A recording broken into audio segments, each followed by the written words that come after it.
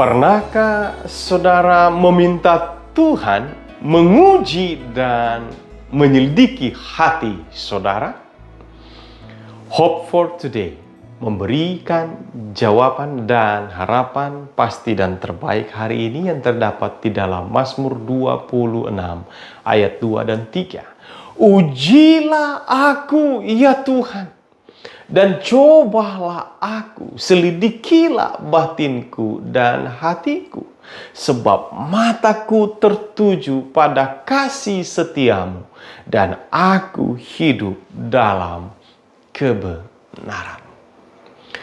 Mazmur 26 bukanlah ditulis dengan sebuah motivasi keangkuhan dan kesombongan, menunjukkan bahwa Tuhan ujilah aku berada di dalam kebenaran. Tetapi Daud menuliskan Mazmur ini dengan satu kesadaran akan keyakinannya dan juga kerinduannya. Seperti yang dinyatakan di dalam ayat 11, saudara perhatikan, dia katakan, bebaskanlah aku dan kasihanilah aku. Apa maksudnya?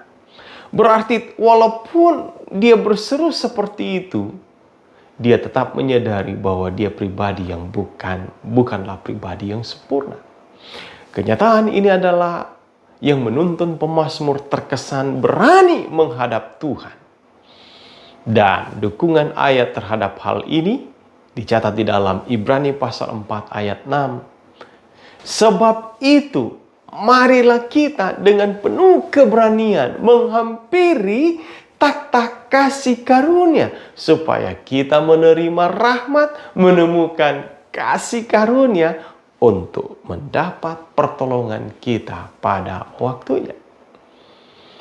Pemazmur sadar bahwa dia bukanlah pribadi yang sempurna. Bahkan seringkali ia melakukan pelanggaran dan dosa. Meski demikian, ia selalu memiliki akan hati yang terbuka, berjiwa besar untuk menerima Allah, menyelidikinya agar dapat ditegur dan dikoreksi. Ketika telah berbuat dosa, ia dengan jujur mengakuinya.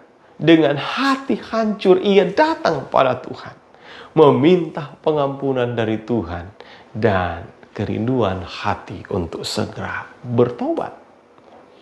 Lalu bagaimanakah dengan kita? Ketika melakukan sebuah kesalahan, tidak semua orang mau ditegur dan dikoreksi.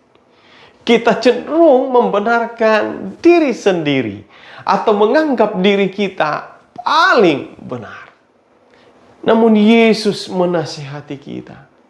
Mengapakah engkau melihat selumbar di mata saudaramu, sedangkan balok di dalam matamu tidak engkau ketahui? Matius 7 ayat 3. Bahkan terkadang kita mudah emosi, marah, tersinggung apabila ditegur dan dikoreksi oleh orang lain.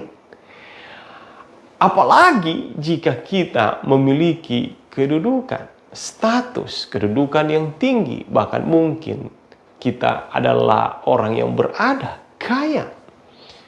Kita perlu rendah hati, belajar dari Daud yang walaupun memiliki kedudukan tinggi, dia sebagai raja terkenal, memiliki kekayaan yang melimpah, tetapi ia memiliki roh kerendahan hati dan keberanian untuk memohon Allah, menguji dan menyelidiki hati. Harapan terbaik dari firman Tuhan hari ini adalah Tuhan menunggu kita untuk segera membereskan dosa-dosa kita. Tuhan mau agar kiranya kita boleh memeriksa hati kita dan Allah boleh menyelidiki hati kita. Jujurlah kepada Tuhan kalau masih saja ada hal-hal yang saudara temui, hal-hal yang tidak benar di dalam hati kita. Dia sedang menunggu sekarang. dan kasih karunia melimpah tersedia bagi kita. Terima kasih Tuhan untuk janji firman-Mu pada hari ini. Biarlah kami memiliki sebuah keberanian untuk menghampiri tak-tak kasih karunia Tuhan, supaya kami boleh menerima rahmat dan boleh menemukan kasih karunia, agar kami boleh dibebaskan dari segala kejahatan dan membebaskan kami dari dosa kami. Terima kasih Engkau Maha mengampuni kami dan Engkau sedang menunggu kami. Dan biarlah ya Tuhan, hari ini kami datang sebagaimana kami ada. Kami mengakui dan kami memohon Tuhan boleh memulihkan hati kami. Terima kasih Tuhan, di dalam anak-Mu Yesus Kristus Tuhan, Juru Selamat, kami berdoa. Amin.